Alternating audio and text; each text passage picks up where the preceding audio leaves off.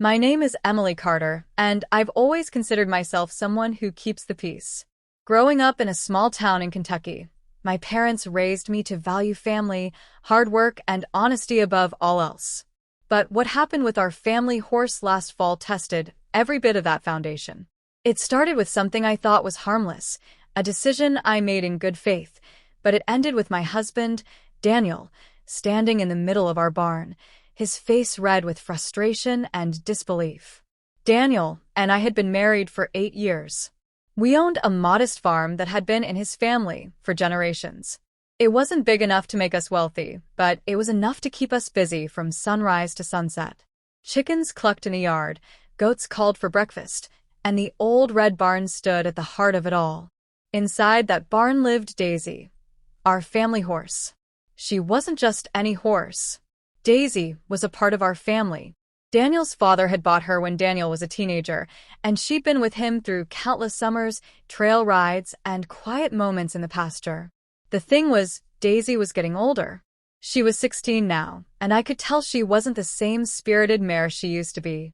Her gait had slowed, her appetite had changed, and there was a sadness in her eyes I couldn't ignore. I'd been reading up on older horses, and I stumbled across articles about special diets and care routines that could help keep them healthy. I thought, why not try?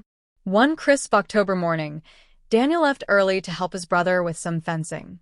That gave me a window of several hours to start what I thought would be a loving upgrade for Daisy.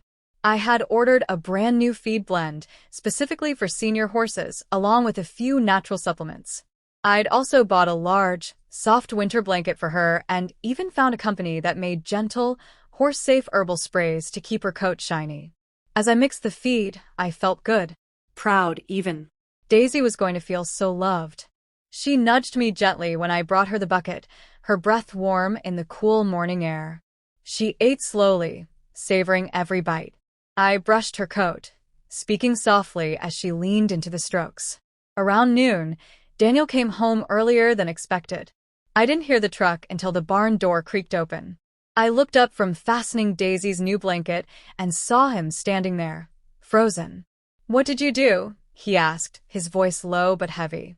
I explained everything in a rush, the feed, the blanket, the supplements. But instead of the appreciation I expected, his jaw tightened. "Emily, you can't just change Daisy's diet without talking to me first. You could make her sick." I was taken aback. I did my research. This is supposed to be better for her. Better according to who? His voice rose slightly, and Daisy shifted nervously in her stall. "You think I haven't been taking care of her? That I don't know my own horse?" That cut deeper than I expected. "Daniel, that's not what I'm saying. I'm just trying to help." "Help? By replacing what I've been doing for years?" "Emily, her stomach is sensitive. Even a sudden change in grain can cause colic. Do you know how dangerous that is?" I froze. I knew about colic in horses, but I hadn't realized the risk was so immediate. I felt my stomach sink. Had I done something wrong? Daniel ran a hand through his hair, his voice softer now. "You should have just talked to me first. Daisy's been fine on her diet.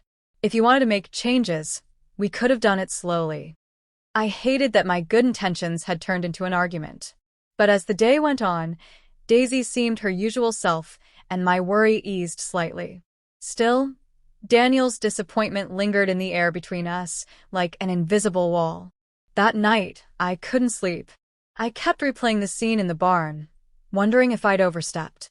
I thought of how Daisy had looked at me while I brushed her, calm, trusting.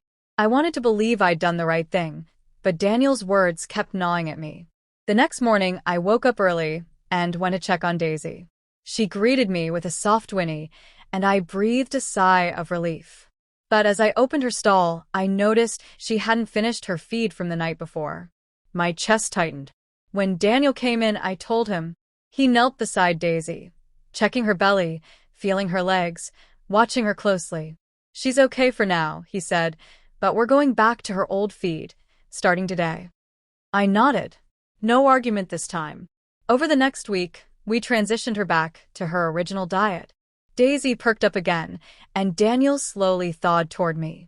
One evening, while we sat on the porch watching the sun sink behind the fields, He finally spoke about it.